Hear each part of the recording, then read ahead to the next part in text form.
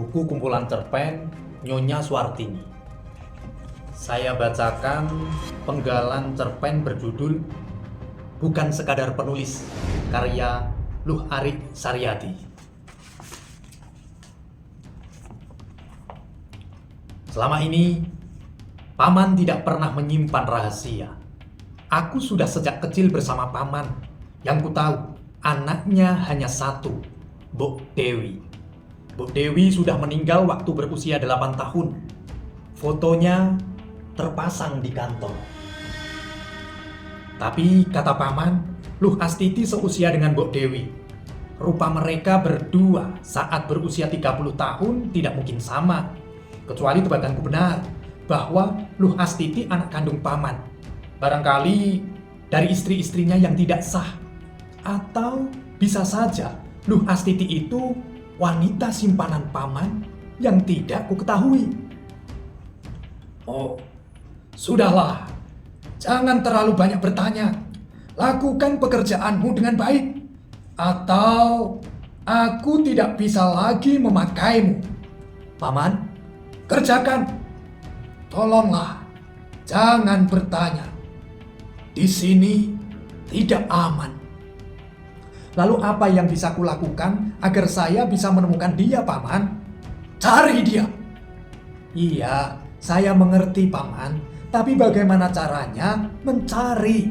Segala upaya telah saya lakukan. Wajahnya saja saya tidak tahu. Paman pernah mendengar kabarnya 10 tahun lalu.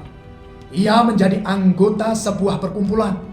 Lalu, karena jiwanya belum kuat untuk menerima ilmu tenaga dalam yang dipelajarinya, maka dia gila.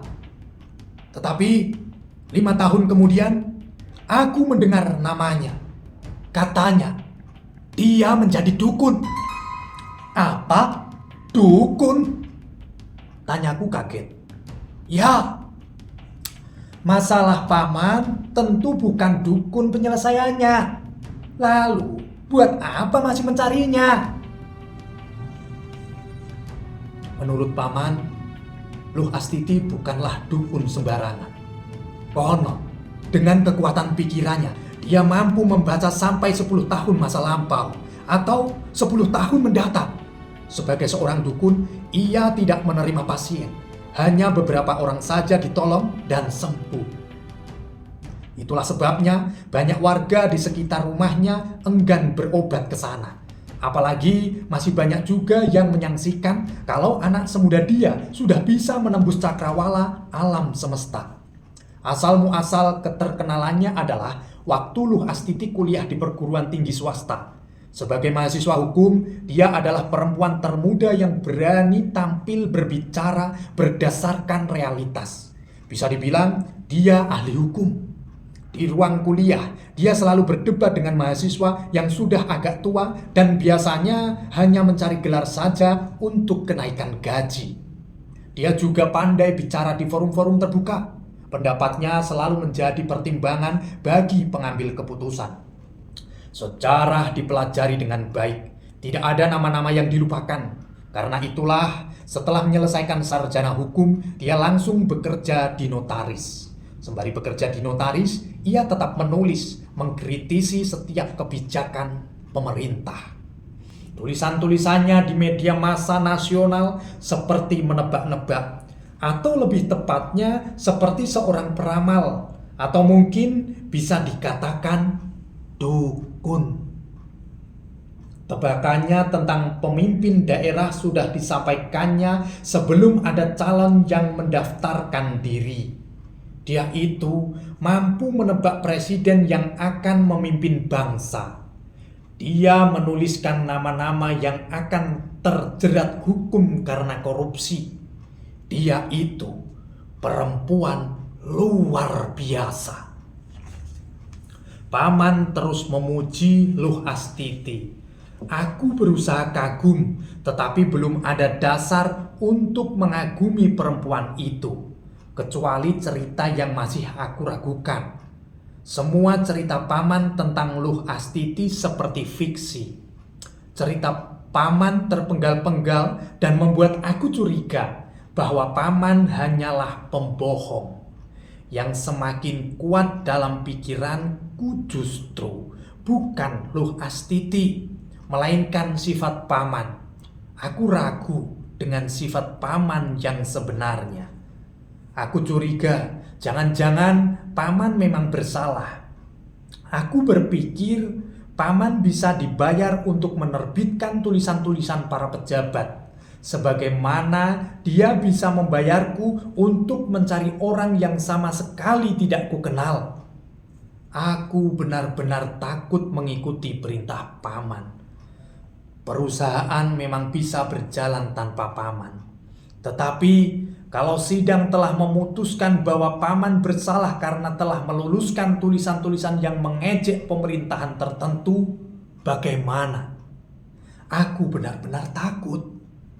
Kalau aku tidak bisa menemukan Luh Astiti, mungkin saja Paman dituduh bersekongkol untuk menjatuhkan pemerintahan. Itu hanya pikiranku saja. Paman tidak pernah menempatkan Luh Astiti dengan jelas pada kasus yang dihadapinya.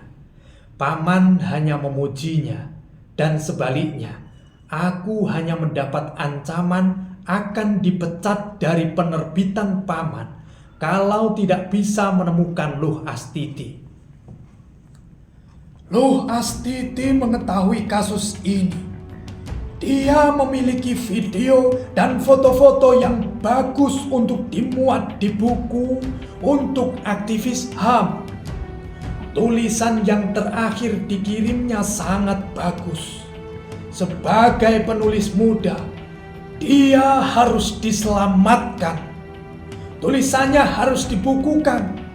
Dia tidak boleh dinodai oleh gosip apapun. Dia harus benar-benar bersih dari segala pandangan. Sebab tulisan yang dibuatnya ini benar-benar fakta dan mampu menghancurkan atau menghidupkan negara kita. Kuncinya pada dia. Ini soal para pejabat. Dia bukan sekadar penulis. Dia harus diselamatkan. Kata Paman mengancamku. Paman, apa yang mengancam negara ini? Berhenti membantah atau kau kupecat.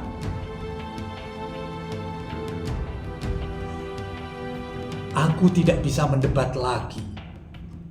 Walau dia pamanku, aku hanya karyawan. Dia pimpinan tertinggi. Perusahaan ini miliknya. Aku hanya karyawan biasa. Begitulah, karyawan tidak bisa mengetahui rahasia perusahaan. Begitu pula negara ini harus ada yang dirahasiakan. Banyak orang yang hebat di negara ini selalu menghilang entah kemana. Orang-orang hebat selalu pergi, tidak terpilih, atau ketika terpilih justru tidak punya pilihan. Dan pembangunan negeri ini selalu terhenti. Itu rahasia negeri ini. Denpasar, 9 Desember 2015. Terima kasih.